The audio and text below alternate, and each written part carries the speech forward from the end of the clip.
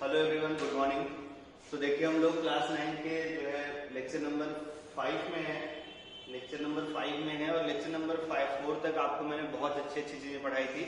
तो एक बार अभी ये 5 ये वाला थोड़ा सा पढ़ा दूं, उसके बाद आपको थोड़ा सा रिवाइज भी करा देता हूँ, तो आपको और अच्छे से क्लियर चीजें हो जाएंगी। ठीक है, जैसे देखिए अब हमें क्वेश्चन आपसे स्कूल एग्जाम में पूछता है और आपसे कॉम्पिटिशन के लिए भी इम्पोर्टेंट है, कुछ भी इधर से पूछ सकता है। आपसे पूछेगा कि आप बताइए जरा, ठीक है ना, ये जो है कैरेक्टरिस्टिक को जरा कंपेयर करिए। तो मैंने देखो इधर प्रॉपर्टीज लिखी है, अभी एक दो प्रॉपर्टी और मैं लिखूंगा, ठीक है ना, तो उसको भी हम लोग कंपेयर कर लेंगे। पहले ये टेबल आप अच्छे से कंप्लीट कर लीजिए, वीडियो को रोक के, ठीक है ना, आप अच्छे से इसको फिलअप कर लीजिए और फिर इसका सोल्यूशन आप देखिएगा, ठीक है ना। तो चलिए देखिए, सबसे पहले प्रॉपर्टी है inter particle space. Inter particle space को अगर आपको याद हो तो ट्रिक से मैं शॉर्ट तरीके से क्या बोलता था, देखो शॉर्ट में लिखते थे इंटर पार्टिकल स्पेस यानी आईपीएस, है ना। ट्रिक याद कराया थे, आईपीएस इंडियन पुलिस सर्विसेज में तो आपको जाना है। इंटर पार्टिकल स्पेस अब अच्छे समझ जाइए, अभी कब आगे काम बनेगा।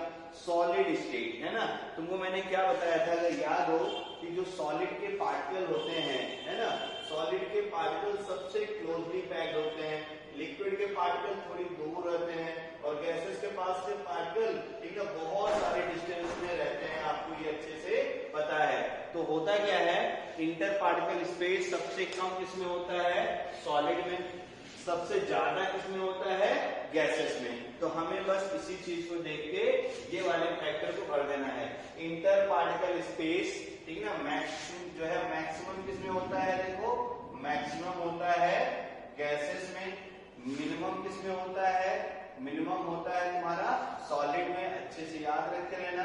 और लिक्विड में क्या होता है इंटर पार्टिकल स्पेस, लिक्विड में इंटर पार्टिकल स्पेस सॉलिड से ज्यादा होता है लेकिन गैसेस से कम होता है। तो ऐसे सॉलिड, लिक्विड और गैस ऐसा साइन बना के लिख दिया करो, ज्यादा अच्छा रहेगा।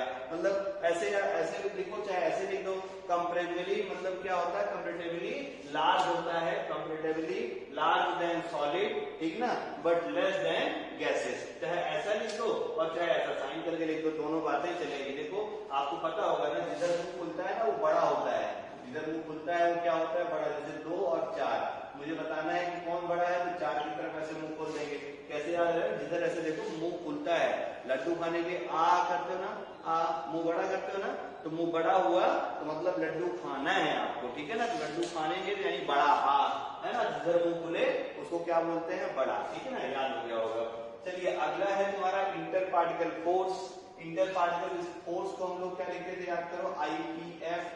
क्या लिखते थे, आईएमएस या लिखते थे आईपीएफ, दोनों है, चाहे इंटर मॉलिक्यूलर स्पेस में बोलूं, है ना। तो अब इंटर पार्टिकल फोर्स और इंटर जो मॉलिक्यूलर स्पेस, आपको मैंने ये भी बताया था कि जो इंटर पार्टिकल फोर्स होता है ये इनवर्सली प्रोपोर्शनल टू क्या होता है, इंटर मॉलिक्यूलर स्पेस का स्क्वायर। मतलब हमें स्क्वायर जो है स्क्वायर लॉ को फॉलो करता है, ठीक ना। चाहे आईएमएस लिखूं मैं या चाहूं ऐसे लिखूं मैं, देखो IPF inter particle force inversely proportional to inter particle space यानी आईपीएस, ठीक है ना। अब देखो ध्यान से, आईपीएस का होल स्क्वायर ऐसे लिख दूं, मतलब ये है इनवर्सली का मतलब आपको मैंने समझाया था कि अगर आप आईपीएस यानी इंटर पार्टिकल स्पेस बढ़ाएंगे, इंटर पार्टिकल स्पेस बढ़ाएंगे, मॉलिक्यूल देखो दूर दूर भाग गए, तो दूर दूर मॉलिक्यूल में कोई पैकिंग हो, मतलब उसको आप कंट्रोल कर पाएंगे क्या, नहीं कर पाएंगे।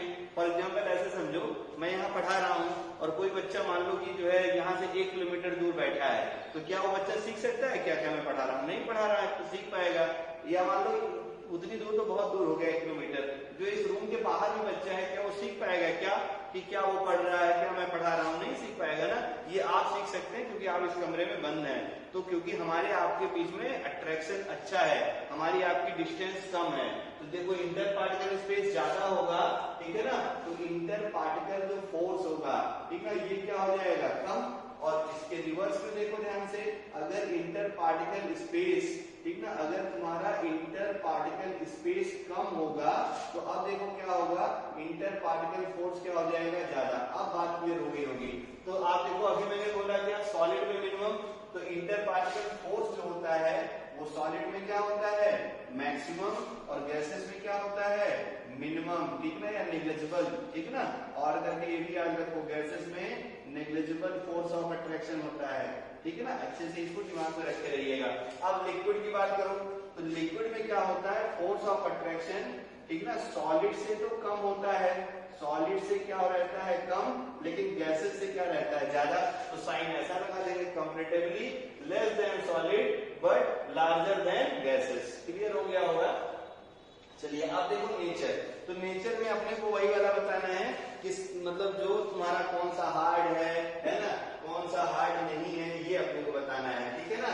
तो नेचर में देखो ध्यान से, नेचर में जब ये पूछे बताइए जरा ध्यान से, तो सॉलिड क्या होता है बोलो, हार्ड एंड रिजिड, वो भी वेरी लगा दो यहाँ पे, वेरी हार्ड, ठीक ना, वेरी हार्ड एंड रिजिड, ठीक ना, हार्ड एंड ये देखो क्या होता है रिजिड। अब देखो लिक्विड की बात करें हम लोग, तो लिक्विड तो आपको अच्छे जानते हैं, लिक्विड तो फ्लो करता है, तो ये नेचर कैसा होता है, ये देखो फ्लूइड वाला नेचर रखता है, मैंने बताया भी था, जो फ्लो करता है वो फ्लूइड है। अब देखो गैसेस और ज्यादा फ्लो करती हैं, बात समझ आई, तो गैसेस क्या होंगे, देखो हाईली फ्लूइड है, ऐसे याद रखिए, गैसेस नेचर में क्या लिखेंगे, हाईली फ्लूइड, ठीक है ना। बात क्लियर हो गई होगी यहाँ तक। अब हम लोग देख लेते हैं कंप्रेसिबिलिटी, मैंने फिर बताया था सॉलिड के पार्टिकल बहुत ही क्लोजली पैक्ड होते हैं, दबा पाएंगे क्या इसको, आप नहीं दबा पाएंगे। तो कंप्रेसिबिलिटी जो सॉलिड में होती है वो क्या होती है, देखो नेग्लिजिबल, यहाँ लिख दे रहा हूं मैं, नेग्लिजिबल होती है, ठीक ना। लिक्विड में सबसे ज्यादा होती है हाईली, है ना, या जो भी लिखो मैक्सिमम लिख देता हूं मैं, नेग्लिजिबल होता है, और यहाँ क्या होता है देखो मैक्सिमम होता है, ठीक है ना। अब मैं बोलूं कि आप बताइए जरा, या हाईली कंप्रेसिबल जो भी आप लिखिए। अब लिक्विड की बात करूं मैं, तो सॉलिड से ज्यादा कंप्रेसिबल होता है लिक्विड, लेकिन गैसेस से कम कंप्रेसिबल जो है, कम कंप्रेसिबल होता है तुम्हारा लिक्विड। अच्छे से याद रखना, चाहे मैक्सिमम लिखूं और यहाँ क्या लिख सकता हूं मैं, देखो हाईली कंप्रेसिबल, हाईली कंप्रेसिबल, अच्छे से समझ में आ गया होगा आपको, ठीक है ना। तो ये हो गए आपके 4 फैक्टर। 5 फैक्टर में आते हैं शेप एंड वॉल्यूम, तो बच्चों वाला है, ठीक है। शेप एंड वॉल्यूम में आप याद करिए, तो सॉलिड में क्या होता है, definite shape and volume, liquid में क्या होता है, indefinite shape but definite volume, है ना। जिस भी कंटेनर में यानी जिस भी बॉटल में मैंने भरा था वाटर उसी का शेप ऑक्यूपाई कर लेता था। और थर्ड इसमें गैसेस में, तो गैसेस में क्या हो गया भाई, कोई डेफिनिट नहीं, ना तो इनडेफिनिट शेप है और ना ही इनडेफिनिट वॉल्यूम है। 1 लीटर गैस 5 लीटर कंटेनर में भरोगे तो पूरे 5 लीटर को कवर कर लेगा, 10 लीटर के कंटेनर में भरोगे तो पूरे 10 लीटर को कंपेयर कर लेगा, जो है अपने आप जो है कन्वर्ट उसको क्या करेगा, अपने में इंक्लूड करा लेगा, ठीक है ना। तो मतलब क्या है कि गैसेस की टेंडेंसी होती है जहां भी जिस भी कंटेनर में फिलअप कराते हैं उसके होल वॉल्यूम को ऑक्यूपाई कर लेते हैं। बात क्लियर हो रही होगी। तो ये है आपका, ठीक है ना, किसके लिए, आपका गैसेस के लिए। फिर इसके बाद देखो ध्यान से, इसके बाद है तुम्हारा डेंसिटी। डेंसिटी मैंने बताया था, डेंसिटी डायरेक्ट ना क्या होता है, पैकिंग, जिसकी पैकिंग अच्छी है उसकी डेंसिटी मैक्सिमम होती है। पैकिंग मतलब क्लोजनेस ऑफ द पार्टिकल्स, ठीक है ना। तो पैकिंग मतलब क्या होगा, देखो क्लोजनेस ऑफ द पार्टिकल। तो डेंसिटी देखो मैक्सिमम किस में होती है बोलो, गैस जो है सॉलिड में, मैक्सिमम किस में होती है, सॉलिड में, और नेग्लिजिबल या मिनिमम किस में होती है, गैसेस में। बात समझे। तो मतलब गैस की जो डेंसिटी होती है बहुत कम, वेरी लो डेंसिटी होती है। अब लेकिन लिक्विड की बात करूंगा मैं, तो डेंसिटी जो होती है सॉलिड की सबसे ज्यादा, फिर उसके बाद लिक्विड, तो लिक्विड में कम डेंसिटी होती है एज कंपेयर टू सॉलिड, लेकिन गैसेस से ज्यादा रहती है। काइनेटिक एनर्जी, अब काइनेटिक एनर्जी अगर आप ध्यान से देखिए तो काइनेटिक एनर्जी क्या होता है, एनर्जी किसी भी मैटर में या किसी भी सब्सटेंस में तब आती है, जो है एनर्जी तो आप जानते हो ना, capacity to doing work is called as energy, है ना। बहुत सारे टाइप की एनर्जी होती है, यहाँ मैंने क्या लिखा है, काइनेटिक एनर्जी। तो जब भी कोई एनर्जी, ठीक है ना, किसी भी सिस्टम में आए तो वो उसके मोशन की वजह से, ठीक है ना, तो इसको हम लोग क्या बोलते हैं, काइनेटिक एनर्जी।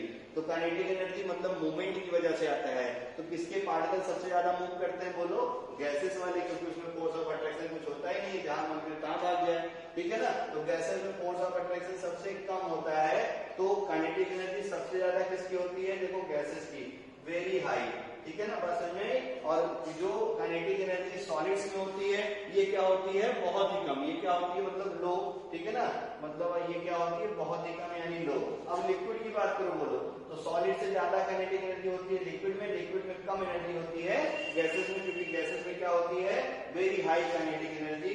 आई होप ये भी आपको क्लियर हो गया होगा। डिफ्यूजन मुझे बताने की जरूरत है क्या, नहीं है ना। Diffusion directly proportional to inter particle space. सबसे ज्यादा डिफ्यूजन किसमें होगा? गैसेस में। सबसे कम किसमें होगा? सॉलिड में। और अगर लिक्विड के डिफ्यूजन की बात करूंगा तो सॉलिड से ज्यादा होगा लेकिन गैसेस से कम। आई होप बहुत अच्छे से ये पॉइंट आपको क्लियर हो गया होगा। तो यहाँ तक के वीडियो को बहुत अच्छे से आप रिवाइज करके देख लीजिए, क्योंकि इसके बाद बहुत अच्छी अच्छी चीजें हम लोग इस चैप्टर में पढ़ने वाले हैं। Thank you.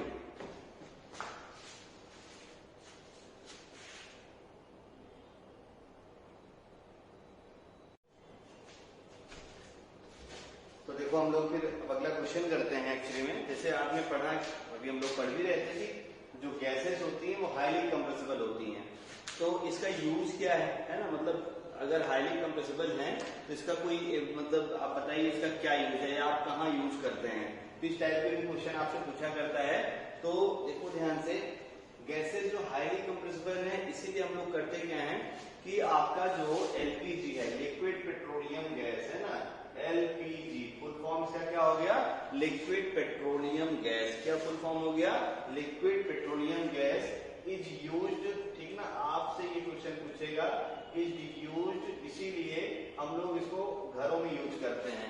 बात समझ में आ गई ना? Home for cooking. अच्छे से यहाँ लिख दे रहा हूं मैं, होम में यूज करते हैं फॉर कुकिंग पर्पज। ठीक है ना, अच्छे से समझ में आ गया होगा। तो गैसेस हाईली कंप्रेसिबल होती हैं, therefore LPG is used in home for cooking. और दूसरा एप्लीकेशन देखिए ध्यान से, जो ऑक्सीजन के सिलेंडर होते हैं, ऑक्सीजन सिलेंडर जो भी रहता है वो आपको जो हॉस्पिटल में सप्लाई करते हैं। ऑक्सीजन आपने देखा होगा, हॉस्पिटल आप अगर जाइए तो हॉस्पिटल में देखो बहुत सारे जो पेशेंट लोग रहते हैं उनको मास्क लगा के ऑक्सीजन है ना मशीन लगा देंगे, और बड़ा बड़ा कंटेनर टाइप का होता है, बड़े बड़े उसके देखे होंगे आपने सिलेंडर।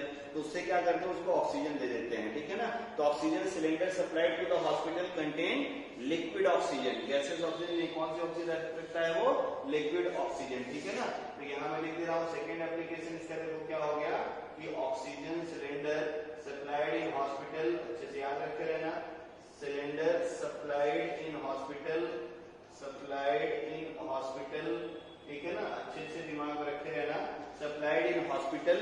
और वो जो है सप्लाइड इन हॉस्पिटल कंटेन, क्या कंटेन रहता है इसमें? Contain liquid oxygen. ठीक है ना, क्या रहता है इसके अंदर? देखो लिक्विड ऑक्सीजन। अच्छे से इसको कॉपी कर लीजिएगा, है ना। ऑक्सीजन सिलेंडर है ये, बहुत जल्दी से लिख दिया, ऑक्सीजन सिलेंडर। ठीक है ना, सप्लाइड इन, ठीक है ना, हॉस्पिटल्स है ये भाई, हॉस्पिटल्स। ठीक है ना, कंटेन लिक्विड ऑक्सीजन। बहुत अच्छे से आपको क्लियर हो गया होगा ये पॉइंट। थर्ड पॉइंट देखते हैं हम लोग। आपने सुना होगा सीएनजी, दिल्ली गए हो ना, तो दिल्ली में जो गाड़ियां चलती हैं वो किससे चलती हैं? सीएनजी से। किससे चलती हैं? सीएनजी से। इसका फुल फॉर्म पूछता है कंप्रेस्ड नेचुरल गैस। क्या नाम है? Compressed natural gas. एलपीजी क्या है? Liquid petroleum gas. सीएनजी क्या है?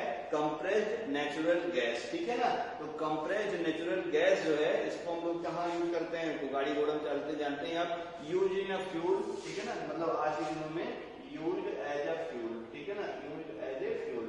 और पता है इसको क्यों यूज करते हैं?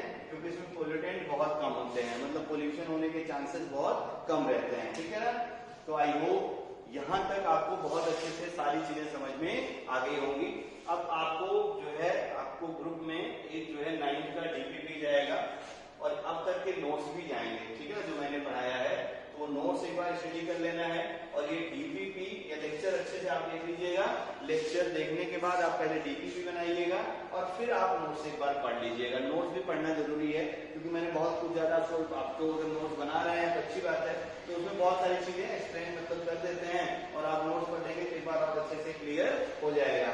तो डीपीपी 1 और डीपीपी सब्जेक्टिव 1.2 जो भी बच्चे हैं सब्जेक्टिव और जो है सब्जेक्टिव को लिखकर अच्छे से, और डीपीपी 1.1 ऑप्शनल है, मतलब ऑब्जेक्टिव क्वेश्चन है, तो सबके ऑप्शन से फर्स्ट का मान लो किसी में ए सही है, बी सही है, सेकंड का मान लो जो है बी सही है, थर्ड का मान लो डी सही है, तो फर्स्ट का ए, सेकंड का बी, ऐसे करके आंसर ग्रुप में डालिएगा।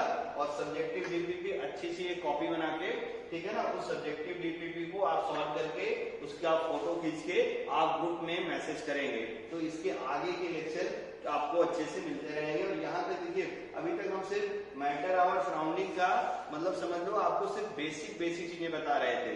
अभी इसमें बहुत ही अच्छी स्टैंडर्ड चीजें हैं जो आपको मतलब एनटीएससी, ओलंपियाड या आगे फर्दर जो है किसी भी टाइप के प्रिपरेशन के लिए जहां भी साइंस पूछी जाती है वहां के लिए आपको, या जहां पे केमिस्ट्री पूछी जाती है वहां पे आपको काम में आएगा, ठीक है ना। तो ये अच्छे से यहाँ तक के लेक्चर को और एक बार देखते रहिए और जो है घर पे मस्त एकदम डीपीपी सॉल्व करिए और आंसर की अच्छी राइटिंग में लिख के, ये जो मैंने लिखा है ना सब्जेक्टिव डीपीपी, इसका आंसर आप अच्छे राइटिंग में लिख के प्लीज फोटो खींच के ग्रुप में डाल दीजिएगा। Thank you.